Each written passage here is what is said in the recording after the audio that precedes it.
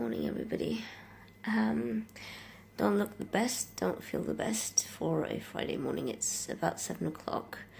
Been up for a few hours and just feeling a lot of sort of stomach aches, chronic pains, feeling want to be sick. And I've got an appointment for a checkup for completely random field, but the gynecologist, just for routine checkups that they keep doing for me, just to make sure every function of my body is fine. And I'm really struggling to go, and I'm thinking, why did they have to give me an appointment for 10 o'clock in the morning? Especially when I'm having a proper flare-up this morning. I just want to go back into bed and curl up and just do nothing. I'll see what I do, but I'm going to have to keep waiting for a few minutes and just see. And I look like a wreck, but welcome to a natural morning. I could have done my hair and all that, but I really feel like every part of my body at the moment is like, the skin is burning. My throat is tired, even though I haven't vomited, but I feel that sick. My stomach cramps. I just ache and I struggle to get out of bed. And the first chair that I saw, I just grabbed. It just feels like the pains of the similar to arthritis. But hey ho, it's one of those days. I'm just gonna live it off, I guess, and make my decision as per second, per minute, whatever.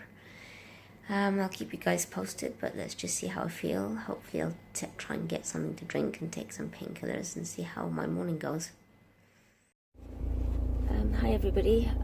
I've managed to get help with the hubby. I did have to wake him up at the end to help me put my clothes on and sort of do bits and pieces that with a flare-up I can't sort of, with the aches and pains a little bit. I've taken the painkiller, kicked in. My throat still sounds very horsey, but yeah, at least I'm able to sort of get myself in the car and hopefully make my way. Luckily it's an automatic car and it'll be warm.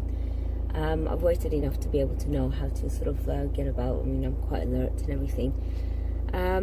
Nothing wrong with the brain, if that makes any sense. It's just sort of the legs, the back, the feeling meh sort of thing. Especially trying to get out of the bed in the mornings is usually the struggle, and today with the weather, and there's no times for it. It just sort of decides to say, oh look, let me take over because I haven't sort of visited you, give you a big hug for a long time. But yeah, it seems to be getting a little bit better now, or shall I say the painkiller's kicking in and numb. So yes, I'm going to start making my way down to St. Mary's Hospital in Paddington. Go for the appointment. Probably going to be the same old, oh you're absolutely fine, let's see you in a few months time. Nothing new there. Well, I hope that's the case because it's been like that for a while. So I keep looking up because I'm looking on the road to see if there are any oncoming cars, even though I'm parked. I don't know why I keep doing it. I guess it's a habit. But yeah, I just want to give you a little bit of a post up, and well, we'll chat with you guys later. Oh, morning by the way. Hi everybody. Well, I finally come out of my hospital appointment with the gynecology general checkup. It's okay. The only new thing that they've found is that sort of with my flare-ups and stuff, it's making me weak. I'm a little bit anemic. Nothing new there, but it's affecting sort of how my functions really sort of circulate, and they've decided to do sort of hormone checks, just the regular things. But because I had sort of a flare-up this morning, it was really hard for them to find a vein, so I had to hover around, drink loads of water, and then for them to sort of get several people. They tried a couple of times, and it's not easy for them. With the scleroderma, my skin is quite, it's not easy to dig in, it's quite thick. It doesn't hurt me, but I guess I'm used to having blood tests or sort of having the needles go in. It's gone to the stage that I think I should be a phlebotomist because I know where it is, and but then again, the veins sometimes don't always. My blood can sometimes be a bit sticky. The veins decide to collapse. They run, especially at days when I've had a flare-up. But I honestly had no idea that I was going to do blood tests, where I would have probably warmed it up a little bit more, drank more, had become a little bit more prepared. I still haven't had any breakfast because I was feeling sick this morning, and I still feel nauseous. but I don't feel, I mean, when I sit down for long periods of time, then I start sort of wanting to eat. The consultant wasn't quite happy as well and mentioned about my weight loss, and especially from last time, so she weighed me again, and nothing new there. I'd lost more weight. I mean, just when you think that I'm doing well and stabilizing, to get gutted again to find that I've weighed less. Then a couple of days ago, and she's checking to see again how far the rheumatologists and the gastroenterologist and what they've done. So it was it's nice to know that she still had a really strong smile, trying to check on everything. Apparently the lining of my womb is becoming thinner, but with the lupus side of things, that's kind of common with the chronic illness and the autoimmune. It usually does mean that I've always known about the fact that, it causes a lot of miscarriages and a lot of blood clots and weaknesses. So yes, that's one thing that I've always been sort of monitored for, in the event that, I can't just suddenly get pregnant. But to be honest, for the last couple of years, I've been advised to avoid it until the right timing is right. But sadly, with my weight loss and stuff, it doesn't look like, there's always things that pop up that never sort of really helps. But to be honest, it's, touch wood, thank God, my husband isn't sort of always, he's there in it, not for the kids, so to speak. But yeah, my health has to be top notch, and it's always nice to be monitored. I've had the blood test. They did find they managed to get the blood at the end, by the way, and made an appointment to be seen with the results, etc. In February. Nothing more I could do until then, and nothing less that I could nothing less that I can't do. Just thought I'd let you know. Anyways, I'm gonna start driving and going back home. I've got other things planned for today, and just I should really grab something to eat, but I've had enough water to help them run the bloods and thin it a little bit for the blood test, so I feel like I'm a swimming pool, and therefore for me I can't really eat and drink so close, and if I do, it's just not gonna get any better. So what I'm gonna do is probably grab a sandwich on the way and have that while I'm driving back. Not sure what I fancy, but I think with my flare-up, chances are that I'll probably be vomiting, and it just flares up with a dysphagia. Dysphagia is where the food pipe comes in and the muscles keep tensing up. Because I've had it so much, I get to predict what will happen, so I'm probably going to be sticking with clear soups, clear liquids, ideally today. Soft food, if I'm courageous. But at the moment, to be honest, I've had my anti-sickness solutions as well, and I'm feeling that I should keep it as light as possible, just to avoid everything with the food side, my esophagus sort of mobility flaring up, especially when I'm out and about. And I've got another couple of hours, probably an hour and a half before Paddington, to get back to where I need to be. So yeah, just thought I'd keep you guys posted, and we'll probably chat to you guys later. I also am sort of having dry throat, so yeah, I need to make sure that I keep drinking loads as well. Alright, speak to you guys later, bye! Hi everybody, a long day. Well, I feel like it's a long day, probably is. I'm back at home, and as you were aware that I had a hospital appointment, which I had updated you about, and from there I had to sort of do some errands and take family to another hospital, so it felt like a hospital day today.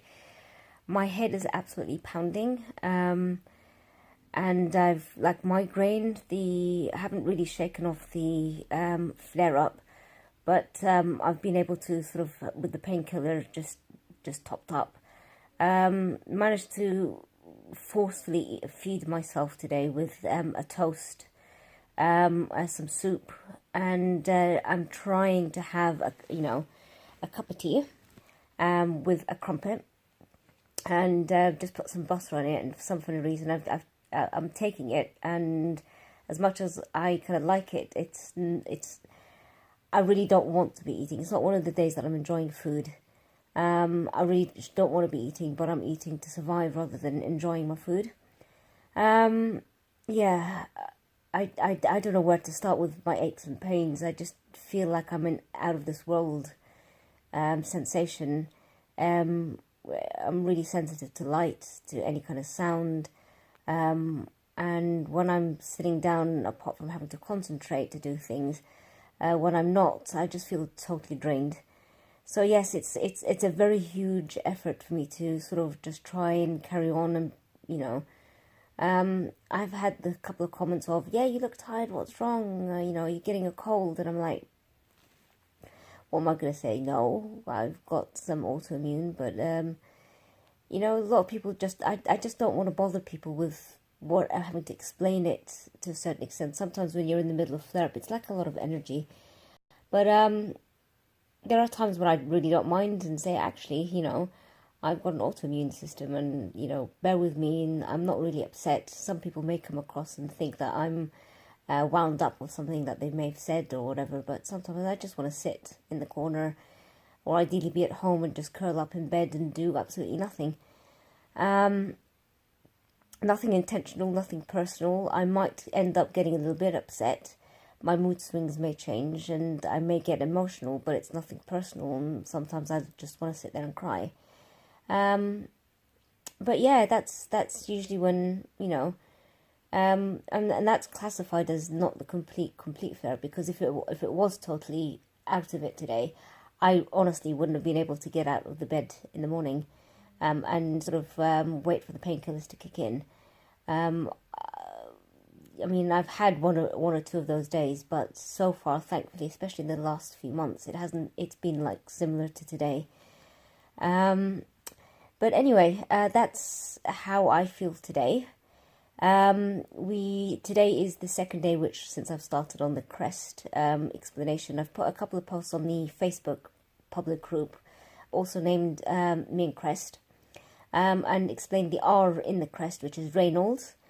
For those that would probably prefer hearing a little bit more about it, there's two types of Reynolds. There's the primary Reynolds and the secondary Reynolds. I've had this for a long while, and it kind of initially started as the primary, which is also known as Raynaud's disease at that stage. It's usually not much to be taken on about, and a lot of people don't sort of seek medical sort of, advice over it. Just sort of, a lot of people just think it may not even be aware that they've got it. Your hands go cold, you've got sort of, the tingly feelings, and you just sort of, it just warms up very quickly, and, the blood vessels open. What Raynaud's is, to be precise, is when the blood vessels don't reach to the tip, and it sort of spasms up, and it narrows, and therefore changes colour. It goes off to white. And when the blood starts sort of dilating, it sort of goes to different shades of the blue to red. And that's when it goes to red, the blood is getting to the tips. When it does that, it is really painful. It aches like anything. To the stage that you could be swearing, you could be, I'd end up having to put it under warm water. And that's when it gets to the secondary Reynolds, which is known as Raynaud's pneumonia, or pneumonia? Yeah. That stage, it's caused with at a different level, and could have underlying issues, things like could raise it. In my case, it's autoimmune, things like scleroderma, also known as sclerosis, systematic sclerosis, or the lupus. And yes, that's when it's much more painful. It comes along with stinging, numbness, tingly feelings, pins and needles.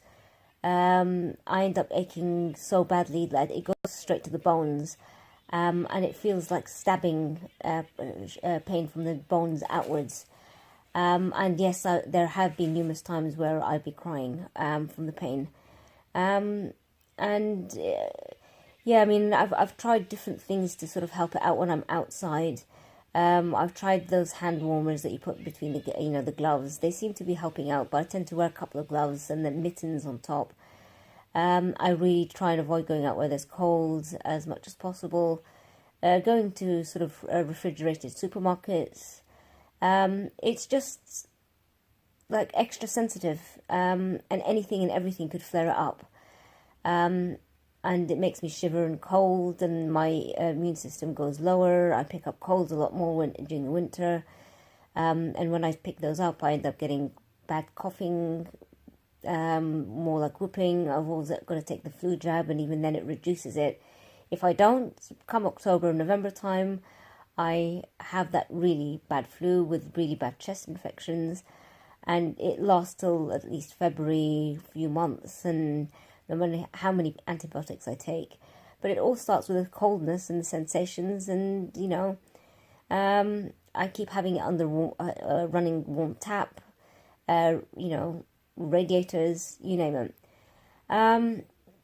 It has gone onto my feet as well, but my fingers seem to be the one that compensate. I mean, well, not compensate, I feel it more.